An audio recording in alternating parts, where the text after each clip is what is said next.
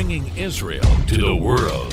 This is IBN News. With news of Israel, I'm Susan Michaels. The Israeli government has approved a $317 million plan to double the Jewish settler population in the Golan Heights, 40 years after it annexed the territory captured from Syria.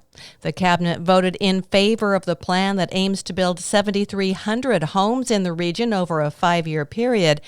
The plan also calls for 1 billion shekels to be spent on housing, infrastructure, and other projects, with the goal of attracting roughly 23,000 new Jewish settlers to the area.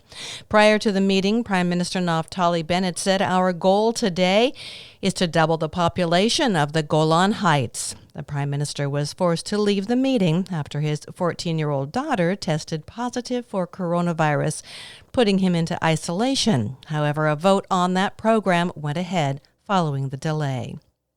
According to the Israeli military and Palestinian medics, security forces clashed with Palestinians, part of days of tension in the area surrounding the West Bank outpost of Homesh, where 25-year-old yeshiva student Yehuda Daimatman was killed and 2 others wounded the week before. The Palestinian Red Crescent said 10 people were wounded by live fire, one of them a 17-year-old who was seriously hurt. A soldier was lightly wounded, according to military. Likud MK Gadi Yevarkin was removed from a committee hearing over the weekend after comparing Israel's coronavirus restrictions to the Holocaust. He criticized the Green Pass, which is given to Israelis who have received their complete inoculations against COVID or recovered from the disease during the last 6 months. During a hearing at the Knesset's Constitution, Law, and Justice Committee, Yevarkin said, "You're doing what they do in Austria. You're only missing the concentration camps."